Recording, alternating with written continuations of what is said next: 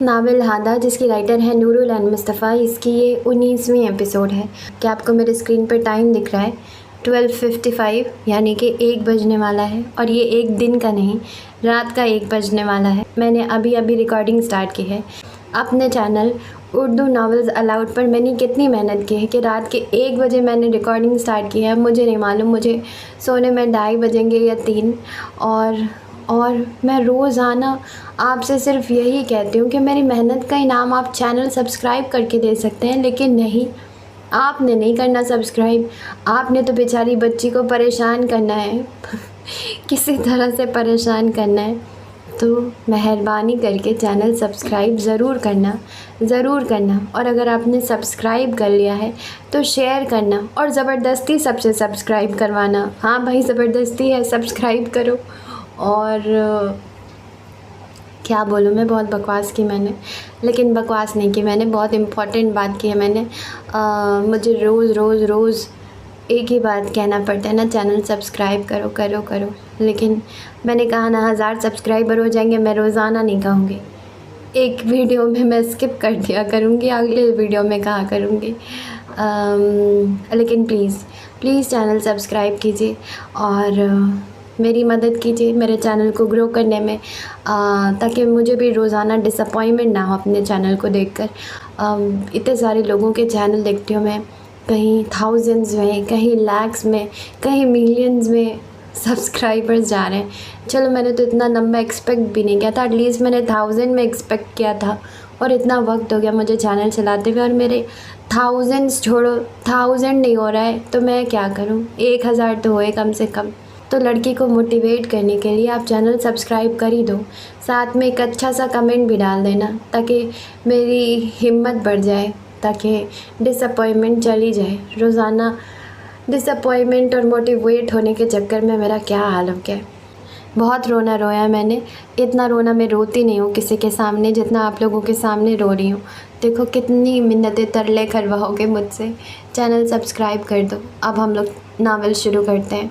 اب ہم لوگ حمزہ کو پڑھتے ہیں، حافہ کو پڑھتے ہیں، حاتم کو پڑھتے ہیں، حائط کو پڑھتے ہیں، حبور کو پڑھتے ہیں، حدیر کو پڑھتے ہیں، حمنہ کو پڑھتے ہیں، ہیرا کو پڑھتے ہیں، حنان کو پڑھتے ہیں، اور بھی کیریکٹرز ہیں جو میں بھول گئی، سارے کے سارے ہے سے۔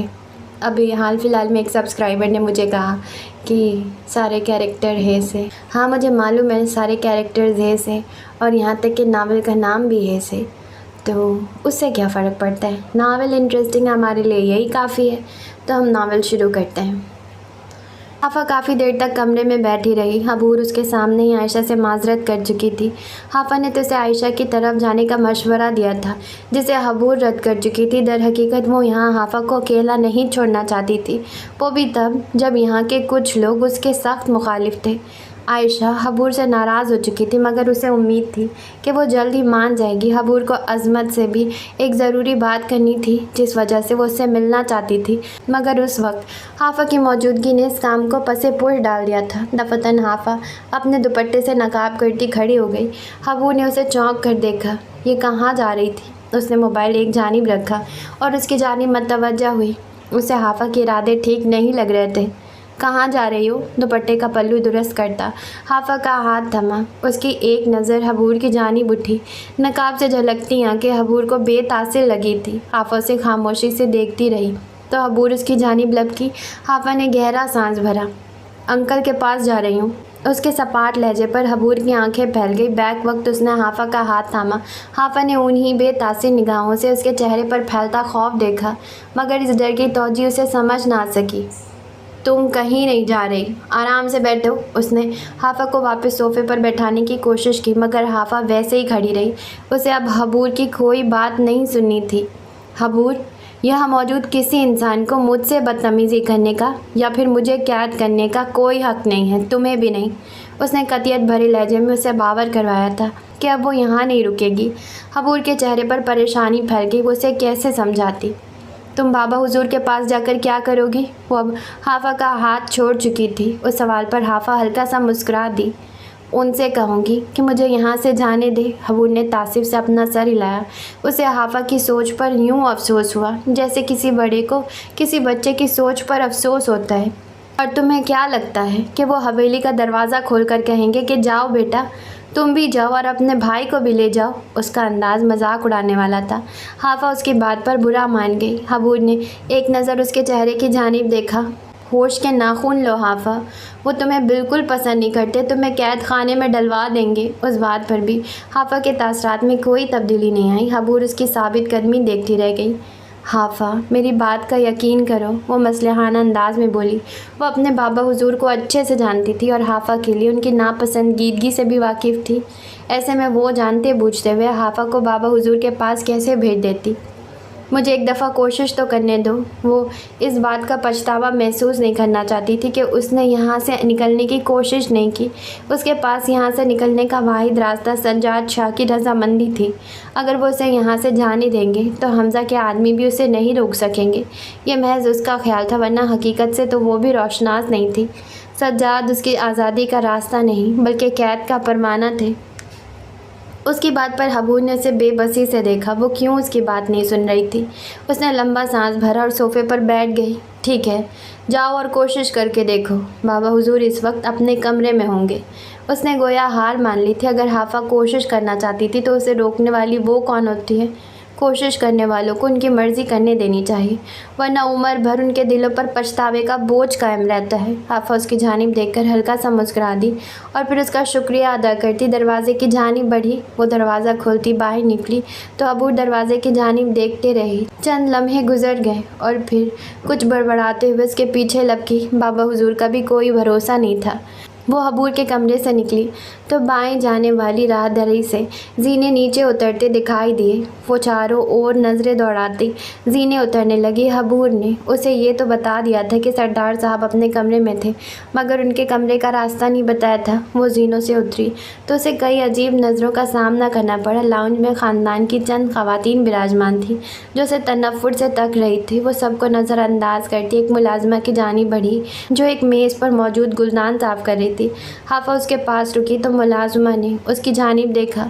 خاندان کی خواتین جو یقیناً کل والے واقعے کے متعلق گفتگو کر رہی تھی، اسے دیکھ کر یوں خاموش ہو گئی گویا وہاں کوئی عرصے سے کچھ نہ بولا ہو۔ سب کو گویا سانپ سونگھ گیا۔ حافظ نے ملازمہ سے سجاد شاہ کے کمرے کے متعلق استفسار کیا تو اس نے زینوں کی ایک جانب موجود دروازے کی جانب اشارہ کیا۔ حافظ کا شکریہ ادا کرتی اس کمرے کی جانب بڑھ گئی، جبکہ وہاں موجود خواتین نے معنی خیزی سے ایک دوسرے کی جانب دیکھا۔ حافظ نے دروازے کے آگے کھڑا ہو کر ایک لمبا سانس بھرا۔ اس نے ایک ہاتھ سے دوپٹے کا پلو تھام رکھا تھا۔ دروازے پر دستک دے کر وہ چند لمحے انتظار میں کھڑی رہی۔ کافی دیر بعد اسے اندر داخل ہونے کی اجازت ملی۔ اس نے دروازے کے ہینڈل پر اپنا ہاتھ جمایا اور دروازے کو دھکیل دیا۔ اسی لمحے اس کے پیچھے حبور آ کھڑی ہوئی تھی۔ دروازہ درمیان میں ہی رک گیا۔ اس نے گردن موڑ کر حبور کو دیکھا۔ جواباً حبور ہلکے سے کندھے اچکا کر مسکرا دی۔ حافظ کی آنکھوں کی چمک میں اضافہ ہوا۔ بابا حضور اپنی آرام کرسی کے ساتھ ٹیک لگائے ان دونوں کو دروازے میں ایستادہ دیکھ رہے تھے۔ انہوں نے اپنی اینک اتار دی جو وہ کبھی کبھار پہنا کرتے تھے۔ اینک کو سامنے میز پر رکھتے ہوئے ان کی نظریں میز پر دھرے سرخ سر ورق والے البم پر پڑی۔ انہوں نے کنکھیوں سے اندر داخل ہوتی حافظ اور حبور کو دیکھا۔ وہ واپس سیدھے ہو بیٹھے۔ حافظ کو دیکھتے ہوئے ان کی آنکھوں میں گہری سختی ادائی تھی، مگر حبور کے سامنے وہ اپنی سختی کا مظاہرہ نہیں کرنا چاہتے تھے، اس لیے مصلحتاً خاموش رہیں، کیونکہ ان کے مطابق حبور اس کی ڈھال کی حیثیت سے وہاں موجود تھی اور حقیقت بھی یہی تھی۔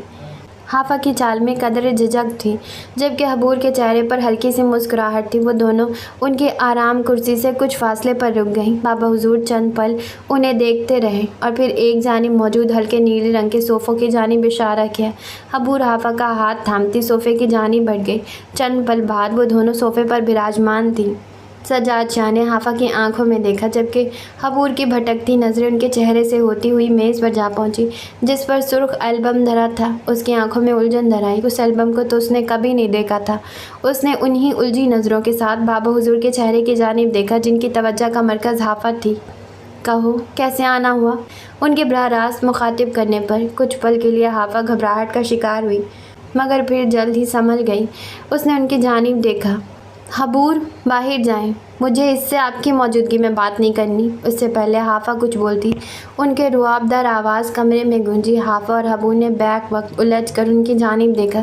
ان کے چہرے پر کسی تاثر کا پہرا نہیں تھا۔ پھر انہوں نے ایک دوسرے کو دیکھا، دونوں کے چہرے الجھے ہوئے تھے۔ مگر بابا حضور، انہوں نے ہاتھ کھڑا کر کے اسے مزید کچھ کہنے سے باز رکھا۔ حبور ایک دم سے خاموش ہو گئی۔ اس نے اپنا سر جھکا دیا اور کھڑی ہو گئی۔ کچھ دیر بعد وہ اضطراب کے عالم میں بابا حضور کے کمرے کے باہر ٹہل رہی تھی۔ کہو لڑکی۔ حبور کے جانے کے بعد فقط ان کے تاثرات ہی نہیں بلکہ لہجے بھی واضح فرق آیا تھا۔ ان کی نظروں اور لہجے سے حقارت جھلکنے لگی۔ حافہ انہیں حیرت سے تکتی رہ گئی۔ چند پل ایسے ہی گزرے اور پھر وہ سیدھی ہو بیٹھی۔ مجھے یہاں سے باہر جانا ہے۔ اس کا لہجہ بے لچک تھا۔ سجاد شاہ نے نخوت سے اپنا سر جھٹک دیا۔ حافہ کو ان کا انداز گرا گزرا تھا۔ وہ اس سے اس طرح پیش نہیں آ سکتے تھے۔ اس کے تاثرات سخت ہو گئے۔ شوق سے جاؤ، مجھے تمہیں یہاں روکے رکھنے میں کوئی دلچسپی نہیں ہے۔ کدوت بھرا لہجہ۔ حافہ کی آنکھوں میں الجھن پھیل گئی۔ مگر حمزہ کے آدمی مجھے یہاں سے جانے نہیں دے رہے اور انہوں نے میرے بھائی کو بھی قید کر رکھا ہے۔ حافہ کا لہجہ مضبوط تھا۔ اسے ایک لمحے کے لیے یوں لگا جیسے سجاد شاہ چونکے تھے، مگر انہوں نے حیرت کے تاثرات کو زیادہ دیر تک اپنے چہرے پر ٹھہرنے نہیں دیا۔ لڑکی، یہاں سے جاؤ، وہ جیسے جھنجھلا کر بولے تھے۔ حافہ کے ہاتھ مٹھیوں کی صورت بند ہو گئے۔ اس کی آنکھوں میں غصہ ابل آیا۔ یہ پورا خاندان کیا پاگل تھا؟ انہیں ایک بات سمجھ میں کیوں نہیں آتی تھی؟ سردار صاحب، مجھے یہاں سے جانے دیا جائے ورنہ انجام اچھا نہیں ہوگا۔ اب کی بار اس کا لہجہ بھی سخت ہوا تھا۔ وہ شاید لاشعور میں ابھی بھی انہیں سردار تصور کر رہی تھی۔ اس بات پر سجاد شاہ کے تاثرات مزید سخت ہو گئے۔ ایک معمولی سی لڑکی انہیں کس کی شے پر سخت انجام کی دھمکی دے رہی تھی؟ اس زخمی شوہر کی پشت پناہی پر جو اس وقت اپنی مدد بھی نہیں کر سکتا تھا، یا پھر اس بگڑے سردار کے شے پر جس کے ساتھ اس کا کوئی رشتہ نہیں تھا؟ ان کا چہرہ غضبناک ہو گیا۔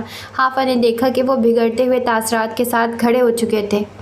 میرے ساتھ چلو، وہ سپاٹ لہجے میں بولتے کمرے سے باہر نکل گئے۔ حافہ حیرت کی مورت بنی ان کی تقلید کر رہی تھی۔ وہ لاؤنج میں آ کر کھڑے ہوئے تو سبھی خواتین اپنی نشستوں سے اٹھ گئیں۔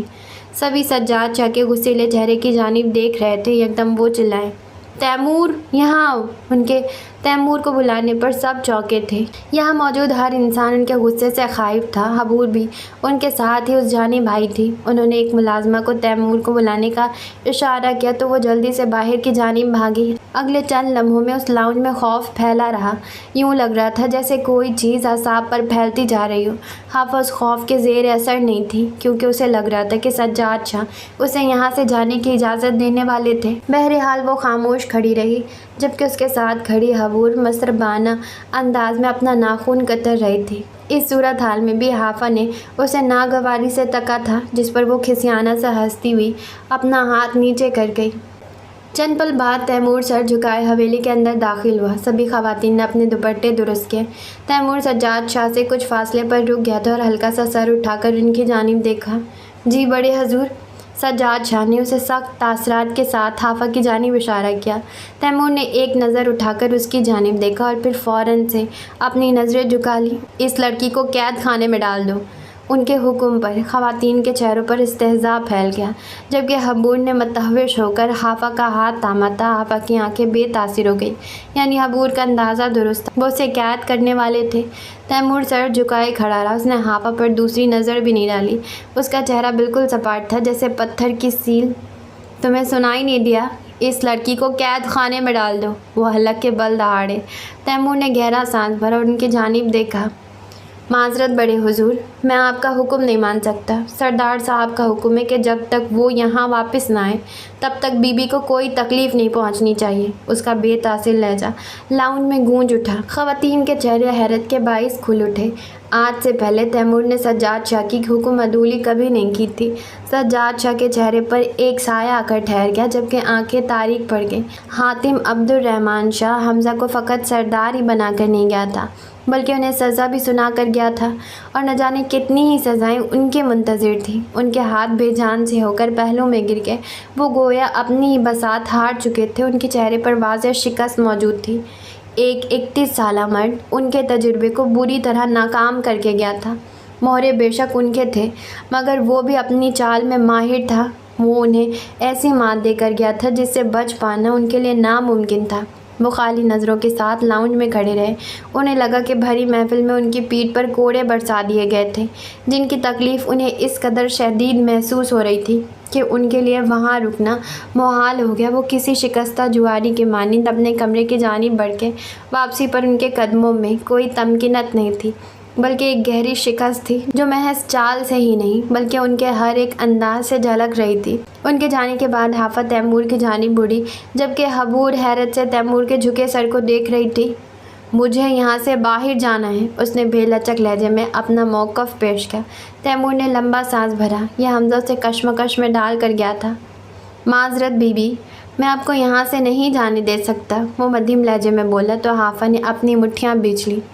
تم مجھے یہاں سے جانے سے روک نہیں سکتے، میں ابھی اور اسی وقت یہاں سے جا رہی ہوں۔ وہ اپنا عبایا پہننے کی خاطر زینوں کی جانب بڑھی تھی کہ تیمور کا سپاٹ لہجہ اس کے قدموں کی رکاوٹ بن گیا۔ وہ جہاں تھی وہیں رک گئی۔ بے شک میں آپ کو نہیں روک سکتا، مگر آپ کے بھائی پر تشدد کر سکتا ہوں، اور اس بات کی مجھے اجازت بھی ہے۔ حافظ دھک سے رہ گئی۔ اس کا دل کیا کہ وہ تیمور کا منہ نوچ لے۔ پھر اس نے گہرے سانس بھرے اور واپس مڑی۔ وہ اب دوبارہ سے تیمور کے سامنے کھڑی تھی، جس کا سر ہنوز جھکا تھا۔ مجھے حمزہ سے بات کرنی ہے۔ سر جھکائے تیمور کے چہرے پر ہلکی سی مسکراہٹ پھیلی۔ وہ اس وقت کسی کی کال نہیں اٹھائیں گے کیونکہ وہ عدالت میں ہوں گے، وہ اب نرم لہجے میں بول رہا تھا۔ آپ تھوڑی دیر تک کوشش کیجیے، وہ آپ کی کال اٹھا لیں گے۔ اب مجھے اجازت دیجیے۔ وہ اس کا جواب سنے بغیر وہاں سے باہر نکل گیا۔ کچھ خواتین نے دلچسپی کے ساتھ تو کچھ نے تنفر کے ساتھ حافظ کی جانب دیکھا، جو باہر کے دروازے کی جانب دیکھ رہی تھی۔ دفتن حبور نے اس کا ہاتھ تھاما اور اسے لے کر حویلی کے زینے چڑھنے لگی۔ اگلے چند لمحے میں وہ دونوں حبور کے کمرے میں سر تھام کر بیٹھی تھی۔ حبور کا اندازہ سچ نکلا تھا، مگر تیمور نے سجاد شاہ کے ارادوں پر اوس گرا دی تھی۔ نیچے زینوں کے ساتھ والے کمرے میں سجاد شاہ وہی سرخ ایلبم کھولے بیٹھے تھے۔ اب ان کا چہرہ بے تاثر تھا۔ کمرے میں واپس آ کر حبور کے چہرے پر غیر معمولی تاثرات پھیلے تھے۔ وہ اندر داخل ہوتے ہی صوفے پر ڈھہ گئی۔ اسے تیمور کی باتوں نے بہت کچھ باور کروایا تھا۔ حافظ ایک جانب کھڑے اس کے تاثرات جانچتی رہی، جبکہ وہ اس کی نظروں سے بے نیاز اپنے ہاتھوں کو تک رہی تھی یا شاید کچھ کھوج رہی تھی۔ نہ جانے ایسی کیا بات ہوئی تھی کہ اس کے چہرے پر سراسیمگی پھیل گئی تھی۔ اس نے دوپٹہ کندھوں پر پھیلایا اور اس کے قریب بیٹھ کے اس نے ابھی بھی لان کا سبز لباس زیب تن کیا ہوا تھا۔ اس کے پاس بیٹھنے پر حبور نہیں چونکی، بلکہ انہی اداس نگاہوں سے اپنی ہتھیلیوں کو دیکھتی رہی۔ کیا ہوا؟ اس نے مدھیم لہجے میں سوال کیا۔ میں حمزہ سے بات نہیں کروں گی۔ اس کے لہجے کی سوگواریت حافظ کو اپنے اندر اترتی محسوس ہوئی۔ اس نے حبور کے چہرے کی جانب دیکھا۔ کس بات نے اس کے ارادے کو بدل دیا تھا؟ کیوں؟ حبور اپنے دونوں ہاتھ کو ملنے لگی۔ حافظ نے تحیر سے اس کی حرکت کو دیکھا۔ دفتن حبور اداسی سے مسکرا دی۔ اس کی مسکراہٹ میں کتنا ہی درد تھا۔ میں بھول گئی تھی کہ میں جس خاندان سے تعلق رکھتی ہوں وہاں کی لڑکیوں کو محبت کرنے کی اجازت نہیں ہے، اور ان کی محبت کے انجام پر انہیں غیرت کے نام پر قتل کر دیا جاتا ہے۔ حافظ کا وجود تھم گیا۔ وہ اسے یوں ہی دیکھتی رہی۔ اس نے کچھ بولنے کے لیے ہونٹ کھولے، مگر اس کے لب پھڑپڑا کر رہ گئے۔ وہ اس سے پوچھنا چاہتی تھی کہ آج کی صدی میں بھی لڑکیوں کو آواز اٹھانے کی آزادی نہ دینے والے درندے اپنی عزتوں کو کیوں رون ڈالتے ہیں؟ ان کی عزتیں محض اپنے گھر کی عورتوں کے ساتھ کیوں مشروط ہیں؟ کیا ان کی خود کی عزت کا کوئی وجود نہیں؟ حافظ لب دبائے اسے دیکھتی رہی۔ تم حمزہ سے بات تو کر کے دیکھنا، وہ بمشکل اپنی ہمت مجتمع کر کے بول سکی۔ حبور نے ایک نظر اسے دیکھا اور پھر نفی میں سر ہلایا۔ وہ ہم دونوں کو جان سے مار ڈالے گا۔ سرداروں کے لیے غیرت کے نام پر قتل کرنا اور قانون سے بچ جانا بہت آسان ہے، اور سب سے بڑا المیہ تو یہ ہے کہ گاؤں کے لوگ انہیں درندہ نہیں بلکہ اپنا نجات دہندہ سمجھتے ہیں۔ لڑکی کی لاش پر فخر کیا جاتا ہے، جشن منایا جاتا ہے کہ سردار نے گاؤں سے ایک ناسور کا خاتمہ کر دیا۔ اس کا وجود ہلکا ہلکا کپکپا رہا تھا، مگر پھر بھی وہ مضبوط لہجے میں کہتی جا رہی تھی۔ حافظ کو یوں لگا جیسے اس کے اندر سے کسی نے جان نکال لی ہو۔ وہ حالات کی اس قدر سنجیدگی سے نا واقف تھی۔ مگر حمزہ تمہاری بات مان لے گا، اسے خود بھی تو محبت ہوئی ہے، وہ حبور کے حیران آنکھوں میں دیکھتے ہوئے کہہ رہی تھی۔ اس بات پر حبور کے چہرے پر ہلکی سی مسکراہٹ پھیل گئی۔ اصول صرف بیٹوں کے لیے تبدیل ہوتے ہیں، بیٹیاں ساری عمر انہی اندیکھی بیڑیوں میں قید رہتی ہیں۔ حافظ اسے چند لمحے پرسوچ نظروں سے دیکھتی رہی، پھر جب بولی تو گویا کمرے میں بغاوت جنم لے چکی تھی۔ تو پھر ان بیڑیوں کو توڑ ڈالو۔ حبور نے چونک کر اس کی جانب دیکھا۔ اس نظام کو بدل ڈالو۔ اس نظام کو بدلنا آسان نہیں ہے آپا، کئی صدیاں بیت گئیں مگر یہ روایت نسل در نسل منتقل ہوتی رہی، اور اب یہ محض روایت نہیں بلکہ یہاں کے لوگوں کی اعتقاد ہیں، اور یہ لوگ اپنے عقائد کے لیے انسانیت کے سب سے نچلے درجے تک بھی جا سکتے ہیں۔ یہ سب کو مار دیں گے۔ وہ حافظ کو دیکھتے ہوئے ایک لمحے کو رکی۔ گاؤں والے کسی بھی سردار کے متقد محض اس وجہ سے ہوتے ہیں کیونکہ وہ ان کے اعتقاد پر پورا اترتا ہے۔ اگر کوئی سردار ان لوگوں کی مرضی کے بغیر فیصلے کرے تو یہ اس پر چڑھ دوڑیں گے۔ حافظ حیرانی سے اس کی جانب دیکھ رہی تھی۔ حبور کا چہرہ بے تاثر تھا، وہ بچپن سے ہی یہی چیزیں دیکھتی آئی تھی۔ تو کیا حمزہ اپنی مرضی سے کوئی فیصلہ نہیں لے سکتا؟ اس نے ششدر نگاہوں سے حبور سے سوال کیا۔ حمزہ کا معاملہ تھوڑا مختلف ہے، وہ محض سردار ہی نہیں بلکہ ایک قابل وکیل بھی ہے۔ پہلے وہ بہت غصہ کیا کرتا تھا مگر پھر شاید اسے سمجھ آ گیا کہ وہ لوگوں کو ایسے اپنے حق میں نہیں کر سکتا۔ اس نے ان سے اپنا رویہ بدلنا شروع کر دیا۔ اب لوگ اسے عقیدت کی حد تک چاہتے ہیں۔ اس نے اپنی بات مکمل کر کے لمبا سانس بھرا۔ پھر تم یہ کیسے کہہ سکتے ہو کہ لوگ اس کی بات نہیں مانیں گے؟ اس نے اپنے دماغ میں ابھرتے سوال کو پوچھا۔ لوگ اس کی بات مانیں یا نہ مانیں مگر مجھے اتنا یقین ہے کہ یہ بات سنتے ہی اس کا ہاتھ میری گردن پر ہوگا اور اس کی بندوق کی نال حائط کے سینے پر۔ یہاں غیرت کے نام پر قتل کرنے کا رواج عام ہے اور میں نے بہت سی لڑکیوں کو ایسے کئی نام نہاد غیرت مندوں کے ہاتھوں قتل ہوتے دیکھا ہے۔ وہ چہرے پر اداسی بھری مسکان سجائے بیٹھی تھی۔ مجھے یہاں سے جانا ہے۔ یکدم حافظ کو یہاں کے لوگوں سے خوف محسوس ہوا۔ اسے یوں لگا جیسے اس کا دم گھٹ رہا ہے۔ اس نے لمبے سانس بھرتے ہوئے حبور کو دیکھا تو وہ چونکی، پھر سیدھی ہو کر ادھر ادھر نظریں دوڑائیں۔ تم اپنا انہیلر لے کر آئی تھی؟ وہ عجلت میں بولی۔ ہانپتے ہوئے حافظ نے اس بات میں سر ہلایا اور میز پر موجود بیگ کی جانب اشارہ کیا۔ حبور کو اندازہ نہیں تھا کہ حافظ اس قدر پینک ہو جائے گی۔ حبور جلدی سے اس بھورے بیگ کی جانب بڑھی۔ جلد ہی اسے حافظ کا انہیلر مل گیا۔ حافظ مصنوعی سانسیں انہیل کرتی پرسکون ہوئی تو حبور نے گہرا سانس بھرا۔ چند لمحوں بعد وہ دونوں خاموشی سے بیٹھی تھیں۔ ان دونوں کی نظریں کسی غیر مرئی نقطے کو تک رہی تھی۔ دونوں کو ہی اپنے دل پر ڈھیروں بوجھ معلوم ہو رہا تھا۔ حافظ کے لیے اس حویلی سے فرار کی راہ ہر مسدود ہو چکی تھی جبکہ حبور تو بچپن سے ہی اس حویلی کی اندیکھی بیڑیوں میں قید تھی۔ اسے اب اس قید کی عادت ہو گئی تھی اور حافظ اس قید کو تسلیم کرنے سے انکاری تھی۔ اسے قید کرنے والے یہ لوگ کون ہوتے تھے؟ اب کیا ہوگا؟ اس سوال پر حبور کی آنکھیں جھلملا اٹھی۔ وہ اس سوال کا جواب نہیں جانتی تھی۔ نہ جانے حمزہ کہاں تھا اور اس وقت کیا کر رہا تھا۔ مجھے ڈر لگ رہا ہے حافظ، مجھے نہیں معلوم کہ اب کیا ہونے والا ہے مگر میرا دل گھبرا رہا ہے، اس نے گھبرائی ہوئی آواز میں کہتے ہوئے حافظ کی جانب دیکھا۔ اس کا چہرہ بھی کچھ مختلف نہ تھا۔ اللہ سے مدد مانگو حافظ مدھم لہجے میں کہہ کر اپنا سر دوبارہ سے جھکا گئی۔ حبور کو حافظ کے لیے ڈر لگ رہا تھا۔ وہ حافظ کے مستقبل کو لے کر پریشان تھی جبکہ حافظ حاتم کی زندگی کے لیے دعا مانگ رہی تھی۔ حبور اسے دیکھتی رہ گئی۔ اسی دوران اس کا خیال باب حضور کے آگے میز پر موجود البم کی جانب گیا۔ نہ جانے وہ البم کس کا تھا۔ حمزہ کی گاڑی گاؤں کے راستے کی جانب گامزن تھی۔ اس وقت اس کا سانس دھوکنے کی مانند چل رہا تھا۔ وہ ابھی بھی ڈریس کوٹ میں ملبوس تھا مگر اس کے حلیے میں واضح تبدیلی آ چکی تھی۔ اس کی پیشانی کی ایک جانب سنی پلاسٹر لگا تھا جبکہ جبڑے کے پاس چوٹ کا نشان موجود تھا۔ صرف یہی نہیں، اس کے داہنے بازو پر بھی پٹی بندھی ہوئی تھی۔ وہ نہایت اضطراب کے عالم میں گاڑی چلا رہا تھا۔ یکدم اسے زور سے دور سے پولیس والوں کی ممنوعہ حد بندی دکھائی دی تو اس نے اپنے چہرے پر تکلیف کے تاثرات سجا لیے۔ یوں معلوم ہو رہا تھا جیسے اسے گاڑی چلاتے وقت کافی دقت کا سامنا ہو۔ پولیس افسر بھی دور سے آتی گاڑی کو دیکھ چکے تھے۔ اس نے گاڑی کی رفتار آہستہ کی اور ممنوعہ حد سے تھوڑے فاصلے پر گاڑی روک دی۔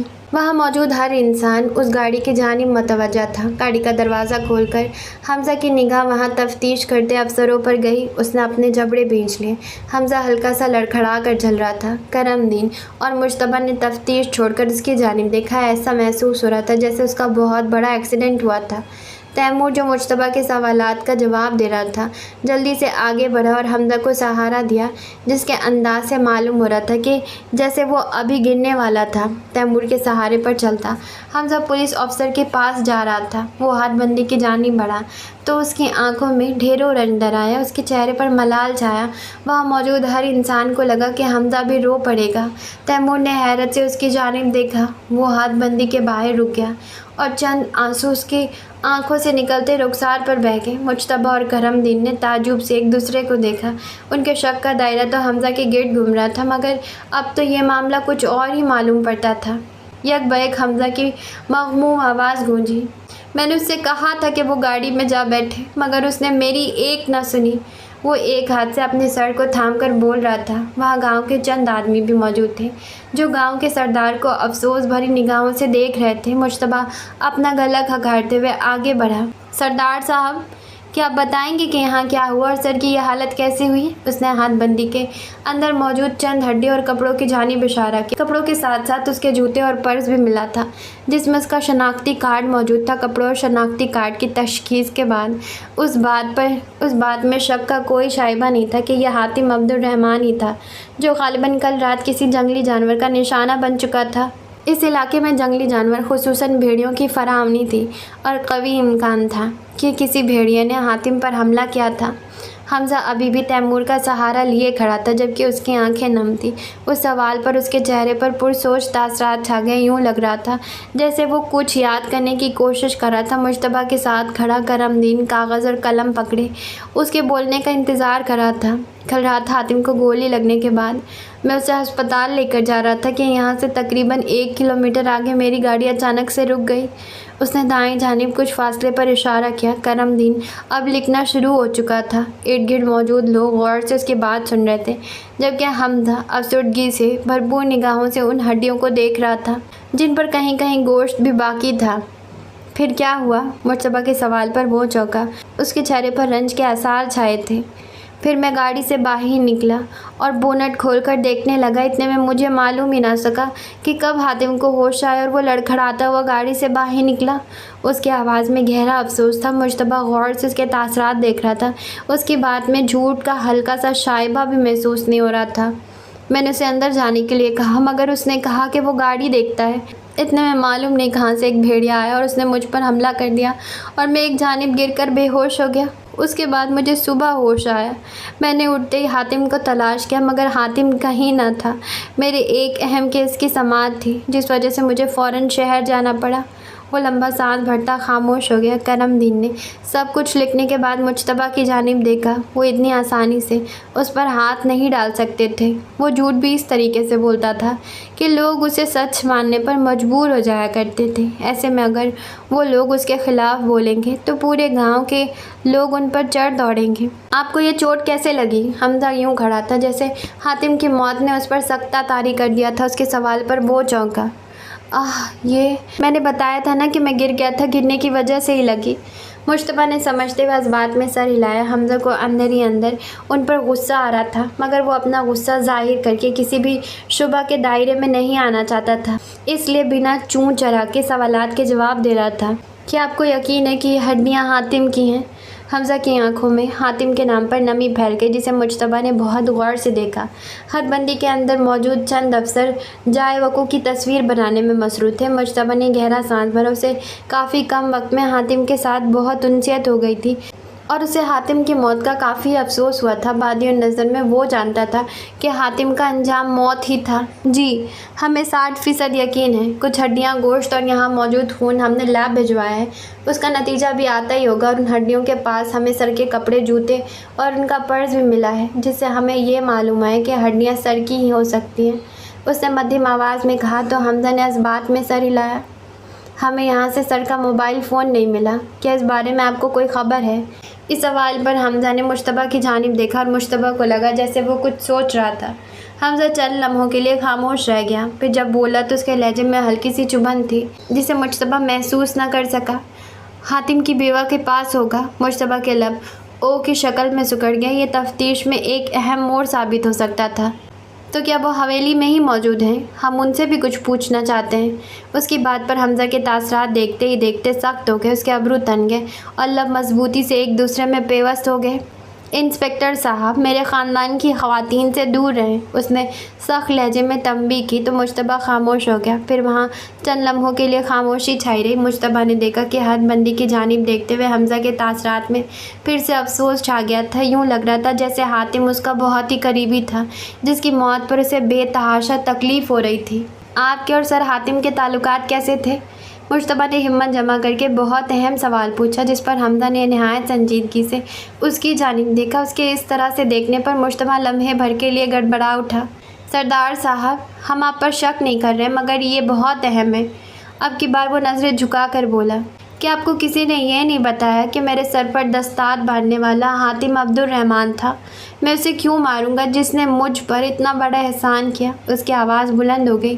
باقی سب لوگوں نے چونک کر گاؤں کے نئے سردار کو دیکھا۔ وہ غصے میں نہیں تھا، مگر پھر بھی مشتبہ اس سے خائف ہو گیا۔ وہ خود بھی سردار بن سکتا تھا، مگر اس نے مجھے سردار بنایا۔ میں اپنے محسن کو نقصان پہنچانے کے بارے میں سوچ بھی نہیں سکتا۔ اس کے اس قدر اونچا بولنے پر اس کے ساتھ کھڑا تیمور گھبرا اٹھا، جبکہ مشتبہ کے چہرے پر شرمندگی چھا چکی تھی۔ معافی چاہتا ہوں سردار صاحب، آپ بالکل ٹھیک کہہ رہے ہیں۔ اس نے معاملات سنبھالنے کی کوشش کی، جبکہ حمزہ کے چہرے پر اب تک خفگی چھا چکی تھی۔ اب میں چاہوں گا کہ مجھے یا میرے خاندان والوں کو اس معاملے میں بھی پریشان مت کیا جائے، کیونکہ یہ ایک حادثہ تھا۔ اسے قتل بنانے کی کوشش نہ کی جائے تو بہتر ہوگا۔ اس کی گونج پر مشتبہ نے اس بات میں سر ہلایا۔ جی سردار صاحب، یہ ایک حادثہ ہی تھا۔ بہت بہتر۔ تیمور، ان ہڈیوں اور حاتم کے سامان کو حویلی میں پہنچانے کا انتظام کرو۔ حاتم کا جنازہ شاہ حویلی میں ہوگا، وہ تیمور سے بولا تو مشتبہ چونکا۔ مگر سردار صاحب، ابھی پولیس کی کارروائی۔ حمزہ نے ایک ہاتھ اٹھا کر اسے اپنا جملہ مکمل کرنے سے روکا۔ اس پولیس والوں کی منمانی بہت ہو چکی تھی۔ پولیس جتنی کارروائی کرنا چاہتی ہے وہ کر چکی ہے، اب آگے کا کام میرا ہے۔ یہ ہمارے خاندان کا مرد تھا، اس لیے اس کا جنازہ شاہ حویلی میں ہی ہوگا۔ اب وہ بول ہی رہا تھا کہ مشتبہ کا فون چنگھاڑ اٹھا۔ حمزہ نے قدر ناگواری سے اس کی جانب دیکھا۔ مشتبہ معذرت کرتا وہاں سے دور ہٹ گیا۔ تیمور سوالیہ نظروں سے حمزہ کی جانب دیکھ رہا تھا، مگر حمزہ اس وقت اس کے کسی سوال کا جواب نہیں دینا چاہتا تھا، سو خاموش رہا۔ چند لمحوں بعد مشتبہ جھکے کندھوں کے ساتھ واپس اس کی جانب آ رہا تھا۔ حمزہ نے اس کی چال میں موجود تبدیلی کو چمکتی آنکھوں کے ساتھ دیکھا اور اس کے پاس آ کر رک گیا۔ آپ سر حاتم کا سارا سامان لے کر جا سکتے ہیں۔ یہ ہڈیاں سر حاتم کی ہیں اور یہ خون بھی انہی کا ہے۔ سر حاتم کا انتقال ہو چکا ہے۔ حمزہ بے ساختہ ہی چند قدم پیچھے ہٹا۔ اس نے حد بندی کی جانب دیکھا، یوں لگ رہا تھا جیسے وہ ناامید ہو گیا ہو۔ مشتبہ نے آگے بڑھ کر اس کے کندھے پر ہاتھ رکھا اور پھر حد بندی کے اندر موجود ہڈیوں کو دیکھنے لگا۔ وہاں موجود ہر انسان کی آنکھیں اشک بار ہوئی تھی۔ اگلے آدھے گھنٹے کے دوران حمزہ کی سیاہ گاڑی، جس کے پیچھے تیمور کی گاڑی تھی، اور پھر ایک ایمبولینس سائرن بجاتے ہوئے حویلی کے دروازے سے اندر داخل ہوئی۔ سائرن کی آواز پر سب چونک اٹھے۔ حافظ، جو پاؤں صوفے پر چڑھائے بیٹھی تھی، فوراً کھڑی ہوئی۔ حبور، جو اس کے ساتھ بیٹھی تھی، وہ بھی چونکی۔ حافظ اپنا دوپٹہ چہرے پر پھیلائے باہر کی جانب بھاگی۔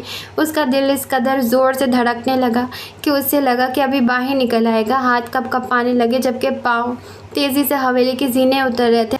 حویلی کی لاؤنج میں موجود خواتین کا مجمع اکٹھا تھا، مگر وہاں کوئی مرد نہیں تھا۔ حافظ کی بے چین نگاہیں دروازے کی جانب اٹھی تھیں۔ وہ شل ہوتے اعصاب کے ساتھ زینوں کے کنارے کھڑی تھی۔ غالباً اندر خبر موصول ہو چکی تھی، اس لیے کچھ دیر پہلے جن آنکھوں میں ان کے لیے اس قدر کدوت تھی، اب ان میں محض افسوس چھایا تھا۔ حافظ سے کچھ فاصلے پر حبور آ کھڑی ہوئی۔ اسی لمحہ حویلی کے دروازے سے حمزہ اندر داخل ہوا۔ اس کی نظریں حمزہ کے چہرے پر مرکوز تھیں، جس پر تھکان واضح دکھائی دے رہی تھی۔ حمزہ کی نظروں نے حافظ کے چہرے تک کا سفر بہت تیزی سے طے کیا تھا۔ نقاب سے جھلکتی اس کی آنکھوں میں خوف دیکھ کر اسے یوں لگا جیسے وہ ابھی ڈھہ جائے گا۔ وہ بائستگی سے اس کی جانب قدم بڑھا رہا تھا، جس نے اپنے دوپٹے کو مضبوطی سے پکڑ رکھا تھا۔ وہ اس سے چند قدموں کے فاصلے پر رک گیا۔ حافظ کو اس کے چہرے پر لکھی تحریر پڑھنے میں کسی دقت کا سامنا نہیں کرنا پڑا تھا، مگر وہ یہ بات جاننے کو قطعاً تیار نہیں تھی۔ اس نے نفی میں سر ہلاتے ہوئے اس کی جانب دیکھا۔ اسے اس حالت میں دیکھ کر حمزہ کے گلے کی گلٹی ابھر کر معدوم ہوئی۔ وہ جو راستے میں سوچ کر آیا تھا کہ حافظ کو کن الفاظ میں تفصیلات بتائے گا، وہ سب الفاظ اس وقت سراب ثابت ہو رہے تھے۔ وہ پوری دنیا کے سامنے پورے یقین کے ساتھ جھوٹ بولنے والا سید حمزہ شاہ اس وقت حافظ کے سامنے ایک سچ نہیں بولا جا رہا تھا۔ اس لمحے اسے شدت سے احساس ہوا کہ وہ بھلے پوری دنیا سے جھوٹ بول سکتا ہے، مگر اس لڑکی کے سامنے اس کی زبان گم ہو جایا کرتی ہے، وہ اسے جھوٹ نہیں بول سکتا۔ اس نے گہرا سانس بھرا اور پھر حافظ کی جانب دیکھا۔ اسے یوں لگا جیسے اس کی سیاہ آنکھیں اسے تسخیر کر رہی ہیں، اور وہ تسخیر ہونے کے لیے مکمل طور پر تیار تھا۔ اس کے تمام جذبات جھوٹے ہو سکتے ہیں، فریب ہو سکتا ہے، مگر اس ایک لڑکی کے ساتھ جڑا ہر जज्बा मुक़द्दस था, हकीकी था। वो उसे तकलीफ़ नहीं देना चाहता था, मगर उसे तकलीफ़ देना इस वक्त ज़रूरी था। उसने अपना थूक निकला। हाफ़ा, हातिम नहीं रहा, ही इज़ नो मोर, उसने मध्यम लहजे में कहते हुए उससे अपनी नज़रें चुराई। हाफ़ा को यूँ लगा जैसे किसी ने पिघलता हुआ शीशा उसकी समात में उंडेल दिया था। वो लड़खड़ा गई, मगर हबूर ने उसे सहारा दिया। सांसें रुक गई। लगता था जैसे वक्त भी थम गया था। उसके अल्फाज लबों पर ही जम गए थे। सीने में इस कदर तकलीफ़ उठी थी कि उसे महसूस ही न हुआ कि वो कहाँ खड़ी थी। उसके हाथ बेजान होते उसके पहलू में आ गिरे, और इससे पहले कि उसके दुपट्टे का पल्लू उसके चेहरे से हटता, उसके सामने खड़ा हमज़ा बेसाख्ता ही अपने नज़रें झुका चुका था। हवेली के ज़ीनों के किनारे पर खड़ी शल आसाब के साथ खड़ी हाफ़ा, और उसके सामने निगाहें झुकाए खड़ा गांव का सरदार सैयद हमज़ा शाह। हमज़ा की निगाहें उसके कदमों पर मरकूज़ थी। वो नंगे पाँव खड़ी थी। उसके पाँव की उंगलियां सुर्ख पड़ चुकी थी, क्योंकि वो बहुत तेज़ी से ज़ीने उतर कर नीचे आई थी। हमज़ा बेहिस व हरकत खड़ा उसके कदमों की उंगलियों को देखता रहा। वो अपने जूते उतारकर उसे देने ही वाला था कि एकदम उसे महसूस हुआ वो कदम उसके नज़दीक आ रहे थे। उसे लगा अगर उसने अपनी आंखें बंद न की तो उसकी मोहब्बत का मुक़द्दस तिलस्म टूट जाएगा। उसने गहरा सांस भरकर निहायत अदब के साथ अपनी आंखें बंद कर ली। वो उसके बहुत करीब खड़ी थी, इस कदर करीब कि हमज़ा को लगा कि उसका सांस थम जाएगा। हमज़ा उसे देखना चाहता था, मगर न जाने ऐसी कौन सी कुव्वत थी जिसने उस पर अपने पहरे बिठा दिए थे, और वो चाहने के बावजूद भी अपनी आंखें खोल नहीं सकता था। वो इतना बेबस सिर्फ हाफ़ा नईम के सामने होता था। वो सबके लिए जालिम बन सकता था, मगर उसके लिए अपना दिल सख्त नहीं कर सकता था। उसकी तमाम बुराइयां उसके सामने मान पड़ जाती थी। अगले ही पल उसे हाफ़ा के हाथ अपने गिरबान पर महसूस हुए। उसने अपना सांस तक रोक लिया। हबूर हाफ़ा को पीछे करने की कोशिश कर रही थी, जबकि वो आंखें बंद किए खामोशी से खड़ा रहा। आज से पहले किसी का हाथ उसके गिरबान तक नहीं पहुंचा था, मगर उस लड़की के अलावा उसके दिल तक भी तो कोई नहीं पहुंच सका था। वो धीरे से मुस्कुराया। हातिम तुम्हारे साथ गया था, तुमने उसके साथ कुछ किया होगा। वो मर नहीं सकता, वो नहीं मर सकता। वो बेरब्तगी के साथ चिल्ला रही थी।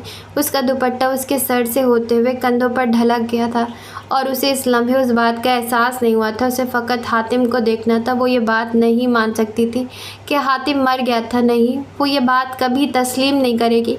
हातिम ने उससे कहा था कि उसे कुछ नहीं होगा, फिर वो कैसे मर सकता था। हातिम नहीं मरा, सुना तुमने, वो नहीं मरा। वो चिल्ला रही थी, चीख रही थी।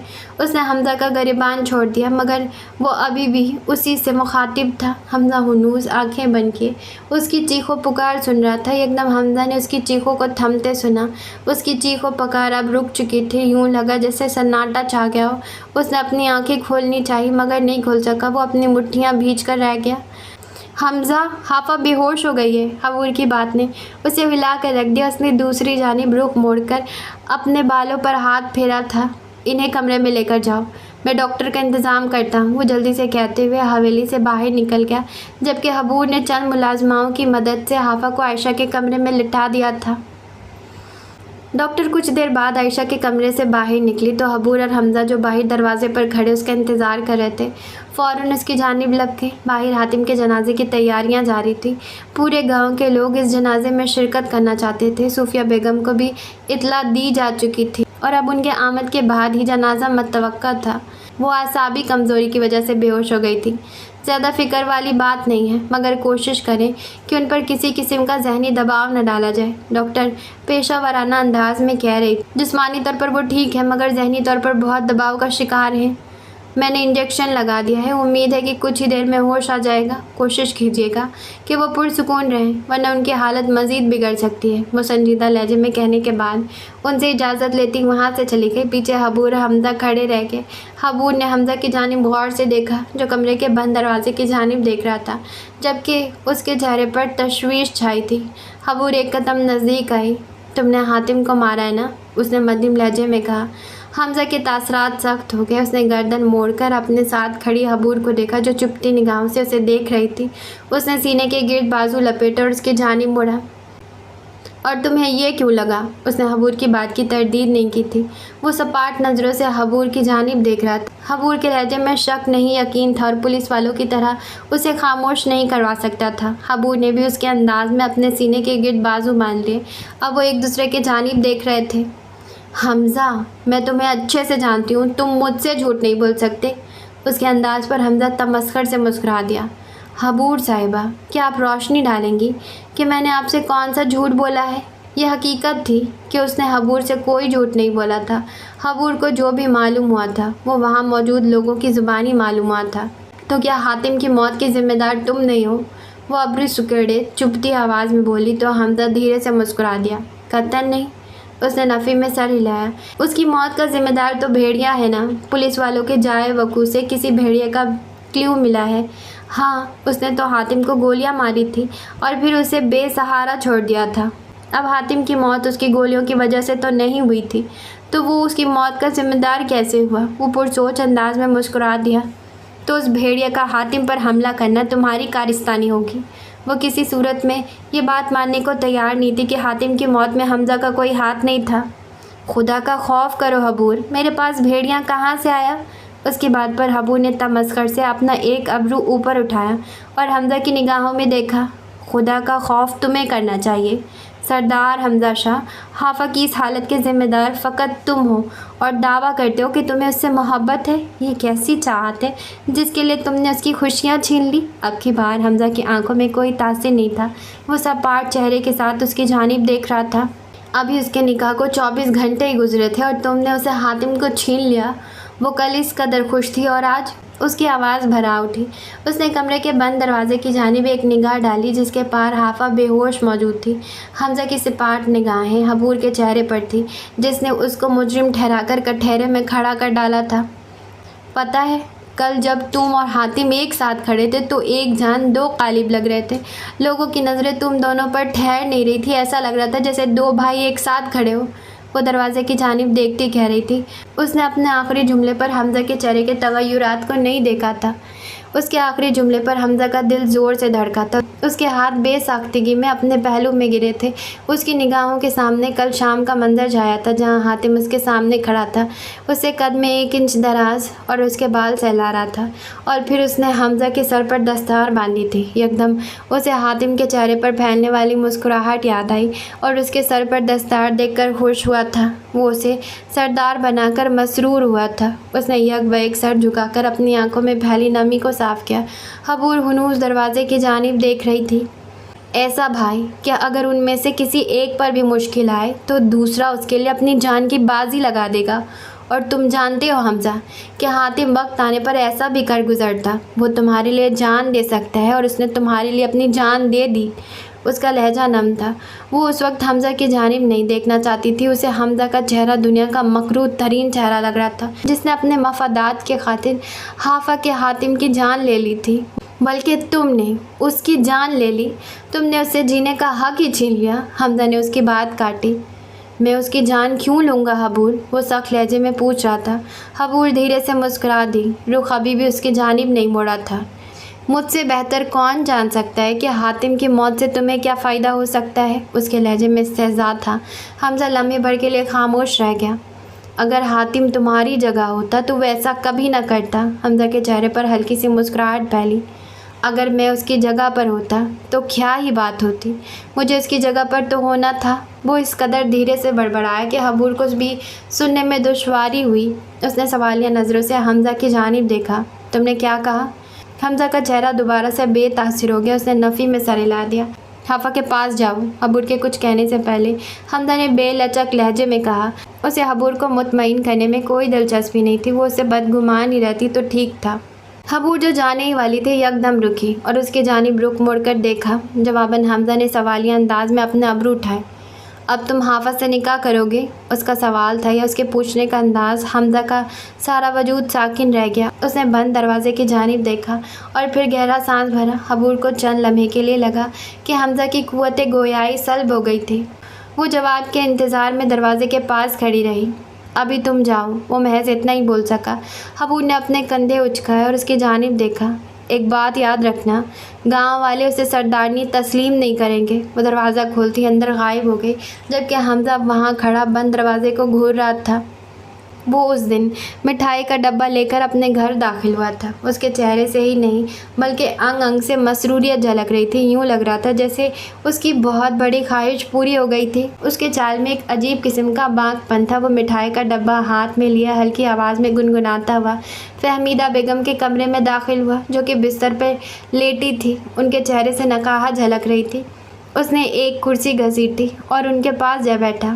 آہٹ پر انہوں نے اپنی آنکھیں کھولی تو اپنے جوان بیٹے کو پاس بیٹھا دیکھ کر ان کے جھریوں زدہ چہرے پر ہلکی سی مسکراہٹ پھیل گئی۔ انہوں نے کچھ بولنے کی کوشش کی مگر حلق سے آواز نہیں نکل سکی۔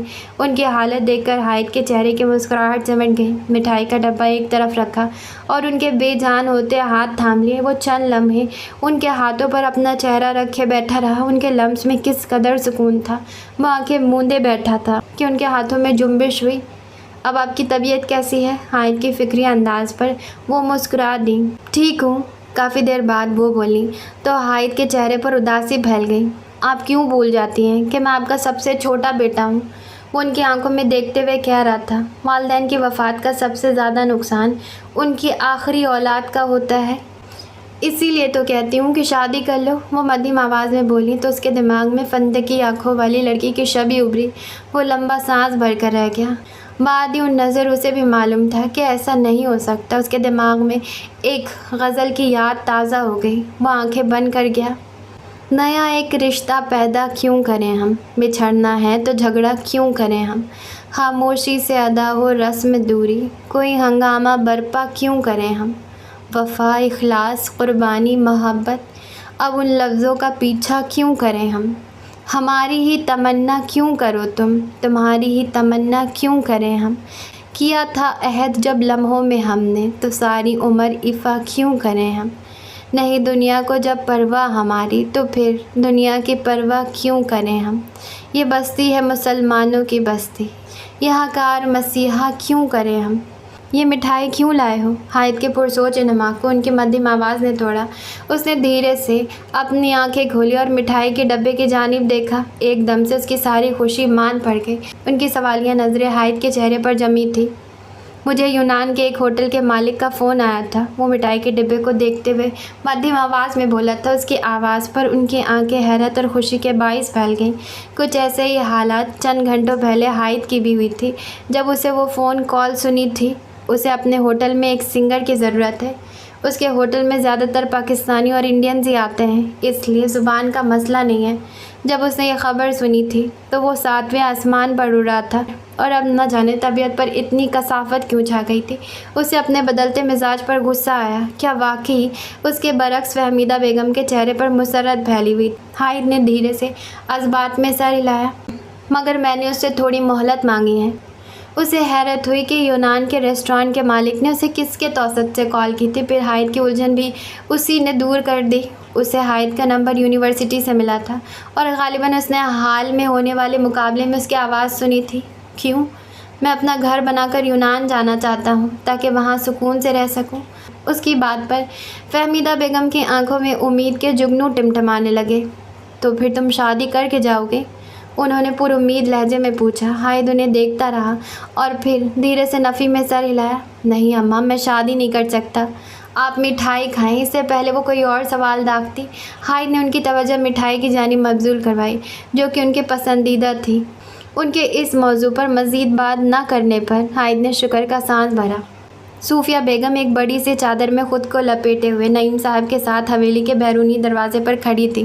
انہوں نے ایک نظر اس عظیم الشان حویلی پر ڈالی اور تبھی بے حس و حرکت وہاں کھڑی تھی۔ اس دروازے کی ایک جانب ایک اور دروازہ بھی تھا، جہاں سے لوگ جوک در جوک اندر جا رہے تھے۔ غالباً وہ باغ کے مردانہ حصے کا دروازہ تھا۔ جب سے نعیم صاحب نے انہیں حاتم کی موت کی خبر سنائی تھی، تب سے ہی انہیں ایک چپ سی لگ گئی تھی۔ ان کی یہ خاموشی یہاں آ کر بھی نہیں ٹوٹی تھی۔ حویلی کے باغ میں لوگوں کا تانتا بندھا ہوا تھا، اور ہر کوئی اندر داخل ہوتے ہوئے وہاں کھڑی خاتون پر ایک نظر ضرور ڈالتا تھا، جو ارد گرد سے بے نیاز اس حویلی کو یک ٹک دیکھ رہی تھی۔ چلو صوفیہ، میت کو انتظار نہیں کرواتے، انہوں نے نم لہجے میں کہا۔ وہ ٹس سے مس نہ ہوئی، ان کے قدم زمین پر جمے رہے۔ نعیم صاحب نے ان کا ہاتھ پکڑ کر انہیں اندر لے کر جانے کی کوشش کی۔ ان کے ہاتھ کو صوفیہ بیگم نے درشتی کے ساتھ جھٹک دیا۔ نعیم صاحب سے اپنی بہن کی یہ حالت نہیں دیکھی جا رہی تھی۔ حاتم کی موت کی خبر ملنے کے بعد ان کی آنکھوں سے ایک آنسو نہیں بہا تھا۔ یوں معلوم ہو رہا تھا جیسے ان کی آنکھیں رونا بھول گئی تھی۔ وہ اس قدر خشک اور ویران تھی کہ اب نعیم صاحب کو ان سے خوف محسوس ہو رہا تھا۔ صوفیہ، یہاں تک آ گئی ہو تو اب اندر بھی چلو۔ وہ اب ان کے رویے سے عاجز آ چکے تھے، اس لیے چلا کر بولے۔ ارد گرد موجود چند لوگ اس جانب متوجہ ہوئے۔ ان کے چلانے پر وہ ہوش میں آئیں۔ نہیں نہیں، بالآخر وہ کچھ بولی۔ ان کی آواز میں صدیوں کی ویرانی تھی، جیسے کسی نے اپنے ہاتھوں سے اپنا باغ سینچا، اپنا آشیانہ بنایا اور ایک پل میں ریت کے ڈھیر میں بدل گیا، خاک ہو گیا۔ کیا نہیں؟ میں اس حویلی میں نہیں جاؤں گی، وہ اب کی بار پہلے سے زیادہ اونچی آواز میں چلائیں۔ نعیم صاحب نے شاکی نگاہوں سے ان کی جانب دیکھا۔ ارد گرد موجود لوگ ان کی گفتگو سننے کے لیے رک چکے تھے۔ نعیم صاحب نے ایک نگاہ ان پر ڈالی اور پھر سے صوفیہ بیگم کی جانب متوجہ ہو گئے، جو ابھی بھی نفی میں سر ہلا رہی تھی۔ جس حویلی کے دروازے میرے شوہر اور میرے بیٹے کی زندگی میں مجھ پر بند رہے، ان دونوں کے مرنے کے بعد میں اس کی دہلیز کو پار نہیں کر سکتی۔ ان کی آواز کی گونج دور تک گئی تھی اور وہاں موجود ہر انسان نے حیرت سے اس جانب دیکھا۔ صوفیہ، حاتم کی میت اندر ہے، تمہیں اندر جانا ہوگا۔ کچھ لوگ دوڑ کر اندر اطلاع پہنچانے گئے تھے۔ مجھے اپنے بیٹے کی میت اس حویلی کی دہلیز سے باہر چاہیے۔ سجاد شاہ، ایک ماں تم سے اپنے بیٹے کی میت مانگتی ہے، وہ دروازے کی جانب دیکھ کر چلائی تھی اور ان کی آواز اس جانب آتے سجاد شاہ اور حمزہ تک بخوبی پہنچی تھی، مگر وہ دروازے کے اس پار ہی رک گئے تھے۔ ایک ماں تم سے اپنے بیٹے کی میت کا مطالبہ کرتی ہے۔ میرے بیٹے کا جنازہ اس حویلی سے نہیں اٹھے گا، وہ حلق کے بل چیخ رہی تھی۔ نعیم صاحب بھی اب پیچھے ہٹ چکے تھے، جہاں اس کی زندگی میں اس کا داخلہ ممنوع تھا۔ میں اس حویلی سے اس کا جنازہ نہیں اٹھنے دوں گی، یہ میرے بیٹے کی میت کی بے حرمتی ہے۔ ان کی آواز کپ کپانے لگی۔ حمزہ نے غور سے سجاد شاہ کے چہرے کی جانب دیکھا، جو یہ بات سنتے ہی حد درجہ تاریک ہو چکا تھا۔ سجاد شاہ، میں تمہارے گناہوں کا اشتہار نہیں لگانا چاہتی، اس لیے مجھے مجبور نہ کرو، میرے بیٹے کی میت واپس کر دو۔ اب کی بار وہ رو پڑی تھی، جبکہ دروازے کے پار موجود سجاد شاہ کے چہرے کی رنگت متغیر ہوئی تھی۔ تو کیا اب بھی کوئی گواہ باقی تھا؟ ان کی دانش میں تو سب ختم ہو چکے تھے۔ ایک دم وہ کھڑی ہو گئی اور دروازے کی جانب دیکھا۔ مجھے معلوم ہے تم لوگوں نے حاتم کی جان لی ہے۔ تم لوگوں کو معلوم ہو گیا تھا کہ وہ یہاں کا راز جان چکا ہے، اسی طرح تم لوگوں نے، آنسوؤں کے ریلے کے باعث ان کی آواز بھر آ گئی، اسی لیے تم لوگوں نے عبد الرحمن کو مار دیا، تم لوگوں نے میرے عبد الرحمن کو مار دیا۔ ان کی آواز کے درد نے وہاں موجود لوگوں کے دل کو چیر کر رکھ دیا تھا۔ وہ پہلی دفعہ اس حویلی کی دہلیز پر آئی تھی اور انہوں نے آتے ہی سب سے حساب مانگنا شروع کر دیا تھا، اور اب حاتم بھی تم لوگوں کی بربریت کا شکار ہو گیا۔ حمزہ یہ سمجھنے کی کوشش کر رہا تھا کہ یہ خاتون سجاد شاہ کے علاوہ کس سے مخاطب تھی، اور یہ بات تو طے تھی کہ اس سارے تماشے کے بعد وہ سجاد شاہ کے ساتھ ایک تفصیلی ملاقات کرے گا، جس کا بنیادی مقصد ان رازوں کے متعلق جاننا تھا جس کے بارے میں یہ خاتون اور حاتم گفتگو کر رہے تھے۔ میں پہلے خاموش ہو گئی تھی، مگر حاتم کے قتل پر خاموش نہیں رہوں گی۔ ان کی اس بات پر نعیم صاحب نے آگے بڑھ کر انہیں سنبھالنا چاہا، کیونکہ وہ نہیں چاہتے تھے کہ یہاں صوفیہ بیگم کے لیے خطرہ پیدا ہو، مگر وہ بولتی جا رہی تھی، کیونکہ پہلے ان کے پاس کھونے کو فقط حاتم عبد الرحمن تھا، اور آج وہ بھی انہوں نے کھو دیا تھا۔ اس لیے اب انہوں نے ان سرداروں سے کوئی خوف محسوس نہیں ہو رہا تھا۔ جس انسان کے پاس کھونے کو کچھ نہ ہو، وہ نڈر بن جاتا ہے۔ میں صوفیہ عبد الرحمن تمہیں بد دعا دیتی ہوں سجاد شاہ کہ تمہاری نسل کبھی نہیں بڑھے گی۔ ان کی آواز کانپ رہی تھی، جبکہ اندر موجود سجاد شاہ کے چہرے پر پسینہ پھیل گیا تھا۔ ایک وقت آئے گا جب شاہ گڑھ کی دستار سر پر سجانے کے لیے کوئی تیار نہیں ہوگا۔ ایک ماں تمہیں بد دعا دیتی ہے سجاد شاہ، تم اپنی آنکھوں سے اپنے خاندان کو بکھرتا ہوا دیکھو گے۔ ایک ماں کی آہ دل سے ہوتے ہوئے لبوں سے نکلی اور عرش تک جا پہنچی۔ ہر کوئی اس آواز کی کرب پر کانپ اٹھا تھا۔ اللہ تمہیں غارت کرے سجاد شاہ، تم نے ہمارے ہنستے بستے گھر کو تباہ کر ڈالا، خدا تمہیں غارت کرے۔ وہ اب مدھم آواز میں بڑبڑا رہی تھی، اس سے قبل وہ لڑکھڑا کر گرتی۔ نعیم صاحب نے انہیں سنبھال لیا۔ انہوں نے نم آنکھوں کے ساتھ اپنی بہن کو دیکھا، جو بڑبڑاتی جا رہی تھی۔ اندر موجود سجاد شاہ ان کی باتوں کو سن کر بری طرح گھبرا اٹھے۔ وہ حمزہ کی جانب مڑے، جو انہیں ہی دیکھ رہا تھا۔ میت کو اس کے ساتھ بھیجنے کی تیاری کرو۔ حمزہ جو اس بات کی نفی کرنا چاہتا تھا، ان کے تاثرات دیکھ کر خاموش ہو گیا۔ کچھ دیر بعد ایک ایمبولینس میں حاتم کی میت صوفیہ بیگم، ہادی اور نعیم صاحب کے ہمراہ میں صوفیہ بیگم کے پرانے گھر کی جانب بڑھ رہے تھے۔ ان کے اعصاب اس قدر مفلوج ہو چکے تھے کہ کسی کو بھی حافظ کا خیال تک نہ رہا تھا۔ ارد گرد ہوتے ہنگامے سے بے نیاز حویلی کے ایک کمرے میں حافظ کا وجود بے سود پڑا تھا۔ جاری ہے۔ پیجز ایپیسوڈ کے کم تھے تو مجھے لگا ایپیسوڈ چھوٹا ہوگا، لیکن نہیں، ایپیسوڈ کافی بڑا تھا۔ اور مین پوائنٹ یہ کہ آپ حافظ کو کیسے بھول سکتے ہیں؟ مانا کہ حاتم مر گیا تو اس چکر میں آپ نے ایک بچی کو خطرے میں چھوڑ دیا۔ وہ حویلی کتنی خطرناک جگہ ہے اور آپ کیسے بھول سکتے ہیں؟ مطلب ہادی اپنی بہن کو بھول گیا، نعیم صاحب اپنی بیٹی کو بھول گئے اور صوفیہ بیگم اپنے بیٹے کے چکر میں بہو کو بھول گئی اور سب حافظ کو چھوڑ کر چلے گئے۔ اب ہم دیکھتے ہیں کہ حافظ کو ہوش آتا ہے تو حمزہ اس کا کیا کرتا ہے۔ بہت رات ہو گئی ہے، مجھے نیند آ رہی ہے۔ اب ہم لوگ کل ملیں گے آنے والے ایپیسوڈ میں۔